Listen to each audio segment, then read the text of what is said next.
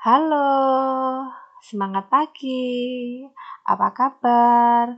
Ketemu dengan saya, Bu Wiwi Utami, di channel Wiwi Utami. Hari ini akan menyampaikan materi tentang konsep dasar asuhan keperawatan pada klien dengan gangguan sistem endokrin. Pada materi ini kita awali dengan membahas sistem endokrin yang berkaitan dengan hormon. Nah, tentu hormon ini akan dilepaskan oleh sistem endokrin. Anda perhatikan gambar saya. Nah, jadi pelepasan hormon ini dikontrol oleh tubuh, mulai dari otak sampai testis, ya, saudara ya. Nah, ini ya. Nah, semuanya ini hormon ya. Pengontrolan hormon dilakukan secara yang pertama kimiai, yaitu melalui mekanisme feedback negatif. Suatu kondisi kelebihan hormon. Nah, yang kedua, kontrol neural. Itu sistem dikontrol neural oleh apa? Oleh sistem saraf pusat dan otonom. Stimulus ini disampaikan ke bagian hipotalamus. Kemana? Ke target organ. Jadi ini pengontrolnya adalah secara kimia dan secara neural. Sistem endokrin dikenal dengan menghasilkan hormon, ya, mulai dari kepala, ya, tiroid, ini yang ada di bawah jagun kita, ya. Kemudian di sternum, kemudian ginjal, ya, pankreas, atasnya ginjal maksud saya, pankreas, maupun pada ovarium maupun testis pada laki-laki. Kita mulai yang pertama dari otak, ya. Hormon yang dihasilkan oleh hipotalamus. Ya. Anatominya bagian otak terletak di antara hipotalamus ini terletak di antara cerebrum dan batang otak. Apa fungsi hipotalamus ini? Yang pertama sebagai kontrol autonomik, ya. Yang kedua berkoordinasi dengan sistem saraf dan endokrin untuk menghambat atau stimulasi sel endokrin di kelenjar pituitari untuk pengaturan produksi hormon. Nah, jadi dikontrol oleh hipotalamus semuanya ini ya. Yang ketiga sekresi hormon, yang keempat regulasi temperatur tubuh. Yang kelima sebagai pusat emosi dan perilaku, pusat rasa haus dan rasa lapar ini dikendalikan oleh hipotalamus. Yang mana kelenjarnya meliputi kelenjar hipotalamus, hipofise, pituitari, yaitu master of gland, dikenal sebagai master of gland, masternya kelenjar. Terdiri dari 3 lobus, lobus depan, lobus tengah, dan lobus belakang. Untuk lobus depan akan menghasilkan growth hormon, TSH, ACTH, prolaktin, gonadotropin, atau GH ya. Kita bahas yang pertama, growth hormone atau somatotrofik. Fungsinya apa? Fungsi utamanya yaitu untuk pertumbuhan tulang, supaya tulangnya tambah panjang. Nah, ini mempengaruhi bayi, ya, bisa bertumbuh cepat, ya, serta pubertas tumbuh sangat dasar. Pada definisi growth hormone ini akan menimbulkan tubuh yang kecil atau cebol dan tidak adanya perkembangan seksual. Adapun gejala hipersekresi growth hormone pada masa sebelum pubertas akan mengakibatkan ini. Jadi suatu kondisi yang nggak bagus ini, hipersekresi, itu kelebihan hormon GH. Tubuh raksasa, jadi tubuh menjadi besar. Osteoporosis, kelemahan otot, hipertrofi jantungnya mengecil, ya. Lidah membesar, organ-organ membesar, hati, paru juga membesar. Hipertensi, pria menjadi impoten, wanita menjadi tidak menstruasi. Yang kedua TSH atau thyroid stimulating hormone, ini yang dihasilkan oleh hipofisis anterior. Jaringan sasarannya pada thyroid, pada kelenjar thyroid. Fungsinya untuk merangsang membentuknya kelenjar gonad maupun mengontrol produksi dan sekresi T3 maupun tiroid 4 ya, tiroksin 4. Yang ketiga ACTH yaitu adenocorticotropic hormone. Corticotropic hormone. Fungsinya mengontrol adrenal menghasilkan hormonnya. Jaringan sasarannya adalah korteks adrenal. Di mana ini? Di ginjal bagian atas. Pada hipofise anterior, ya, tetap hipofise anterior, yang keempat dihasilkan prolaktin atau mammotrophic hormone. Sasarannya adalah kelenjar mame. Fungsinya merangsang kelenjar mame dan sekresi ASI. Jaringan sasarannya adalah ovarium. Berfungsi untuk memelihara korpus luteum dan akan dilepas pada saat menstruasi serta sekresi progesteron. Jika terjadi hipersekresi pada hormon ini, wanita akan mengalami amenore. Laki-laki akan mengalami ginekomastia. Gonadotropin, ini masih di pembahasan hipofisis anterior, menghasilkan FSH maupun LH. FSH yaitu follicle stimulating hormone. Sasarannya adalah ovarium dan testis. Fungsinya merangsang perkembangan organ seks primer pada wanita.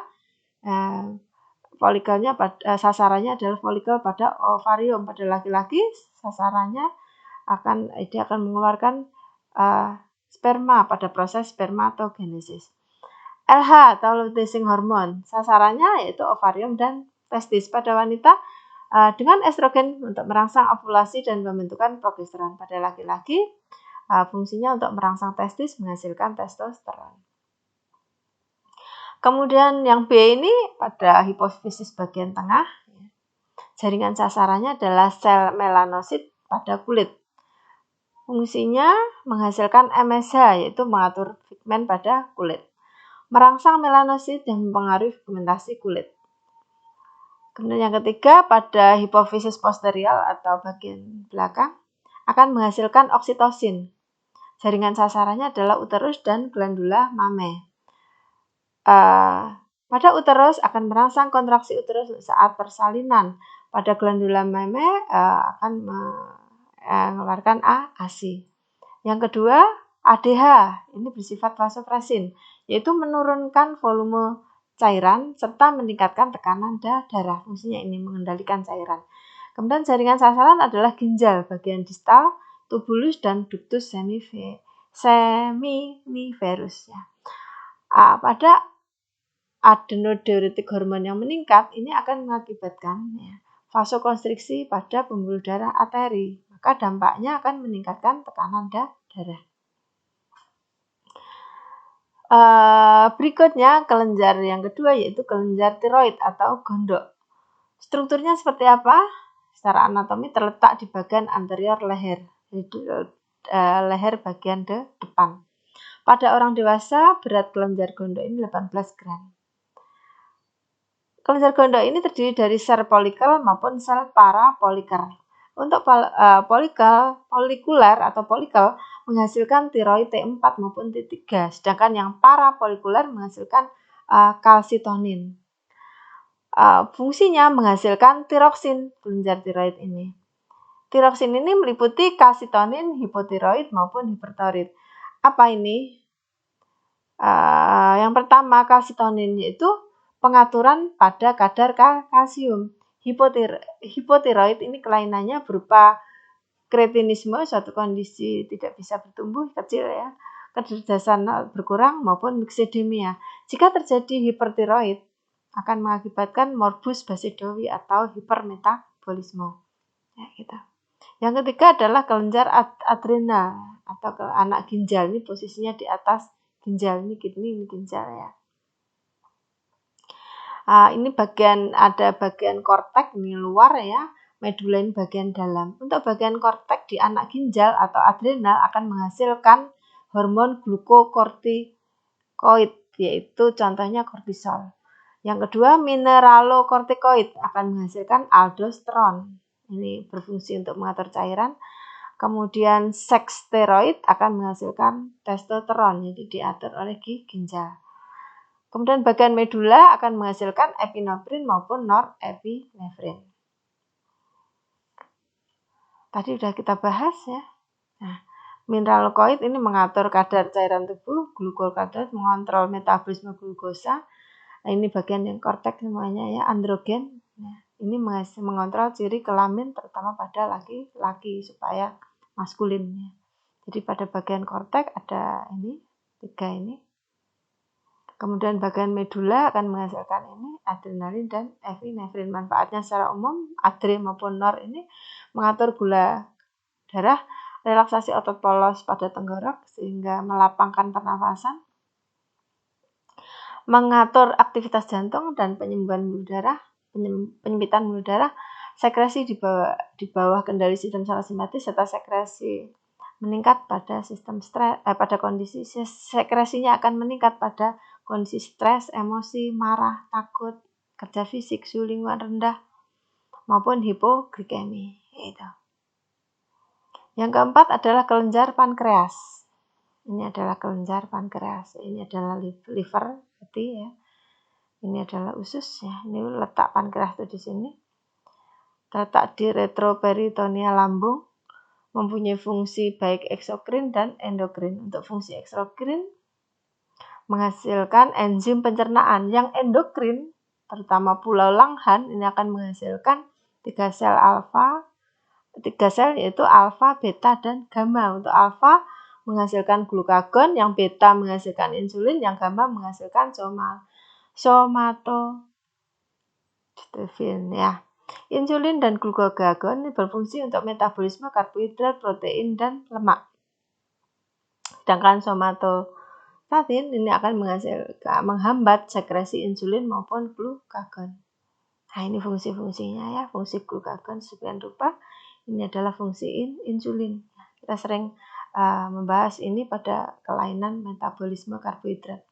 Jadi fungsi insulin ini menurunkan kadar glukosa darah dengan cara menurunkan difusi glukosa ke dalam sel. Insulin ini juga akan disekresi hanya untuk merespon peningkatan kadar gula. Kelainan yang ditimbulkan ya, bila hipersekresi insulin yang terjadi adalah hipoglikemi. Tapi sebaliknya kalau hiposekresi insulin yang terjadi adalah hiperglikemi. Nah, sedangkan glukagon fungsi utamanya adalah meningkatkan kadar gula darah. Jadi berlawanan dengan insulin. Cara kerjanya pengeluaran distimulus oleh berkurangnya kadar glukosa darah. Target utama organnya adalah hati. Nah, ini akan meningkatkan dengan cara glukogenolisis. Jadi memecah glikogen menjadi glukosa. Nah, dalam metabolisme lemak dia akan meningkatkan atau memecah lemak melalui proses lipolisis. Yang kelima, kelenjar gonad. Nah, ini adalah kelenjar gonad ya. Testis pria, pada pria. Testis ini menghasilkan androgen ya. Hormon androgen atau testosteron diproduksi oleh sel-sel interstisil. Ya, ini sel-sel. Leydig pada tubulus semilunaris. Ya, saudara ya. Mulai menghasilkan hormon ini pada usia kira-kira 7 minggu. Janin berusia 7 minggu dan berhenti pada saat usia 1 bulan. Ya, ini proses pembentukannya. Di 7 minggu sampai 1 bulan.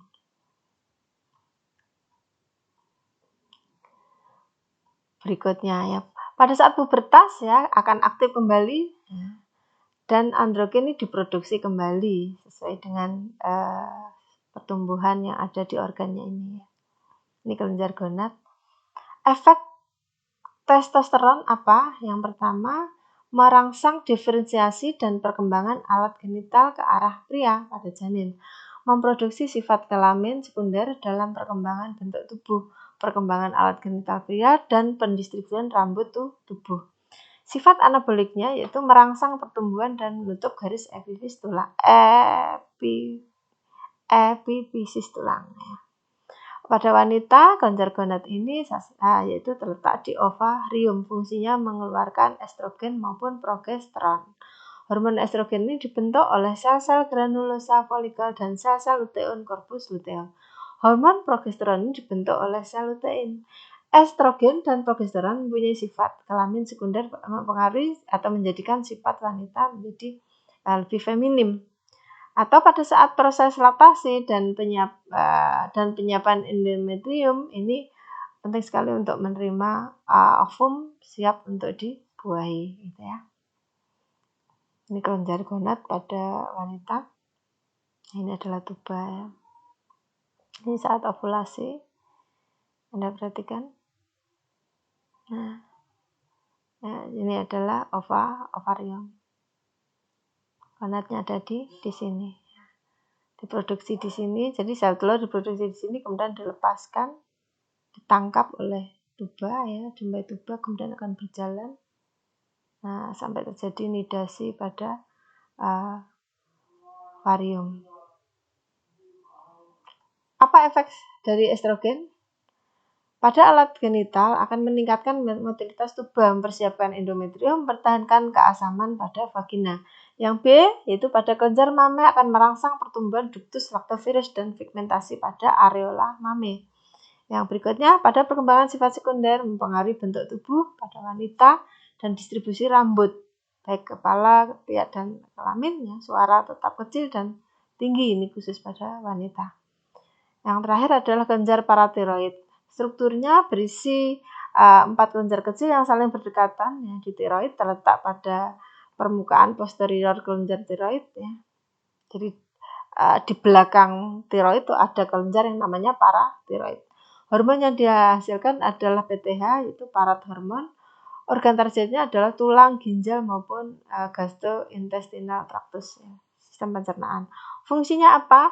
Yaitu metabolisme kalsium dan fosfor, meningkatkan pelepasan kalsium dari tulang, meningkatkan absorpsi kalsium di GI tract atau sistem pencernaan. Nah, demikian ada 6 itu ya hormon yang diatur oleh tubuh. Berikutnya adalah asuhan keperawatannya ya. Kita sebagai seorang para medis harus mengkaji riwayat penyakit sekarang ya. Sebelumnya kita menentukan keluhan utama, identitasnya ya. Pada riwayat penyakit sekarang kita akan cek kapan ciri seks sekunder mulai tampak pada anak, adakah perubahan pigmentasi pada kulit, apakah pernah mengalami perubahan rasa, panas, dingin, berada di lingkungan baru, ini memang tanda khas ya. Pada perubahan perkembangan organ seksual, perubahan pada aktivitas, perasaan malas dan cepat lelah, perubahan pada nafsu makan, perubahan dalam berat badan, perasaan haus dan banyak minum, perubahan pola pikir dan perubahan suara. Berikutnya riwayat masa lalu, bagaimana tumbuh kembangnya, ya, tinggi badan dan BB-nya, riwayat budaya atau sosial, psikologinya, mekanisme coping anak, ya, perilaku pasien, reaksi keluarga, aktivitas kardiovaskular, eliminasi maupun makanan cairan, neurosensori, nyeri dan ketidaknyamanan pernafasan, ini harus kita kaji semuanya. Masalah keperawatan yang muncul adalah berkurangnya volume cairan, gangguan menelan, resiko ketidakstabilan kadar gula darah, ketidakseimbangan nutrisi, kurang dari kebutuhan, gangguan eliminasi, intoleransi aktivitas, ketidakefektifan pola nafas, ketidakefektifan perfusi jaringan, ketidakefektifan jalan nafas maupun gangguan rasa nyaman. Ini contoh masalah keperawatan yang terjadi pada sistem endokrin. Nyeri, mual, ansietas, kerusakan integritas kulit, risiko cedera, defisiensi pengetahuan. Nah, demikian yang bisa saya sampaikan pengkajian pada sistem endokrin. Semoga bermanfaat. Silakan saudara pelajari.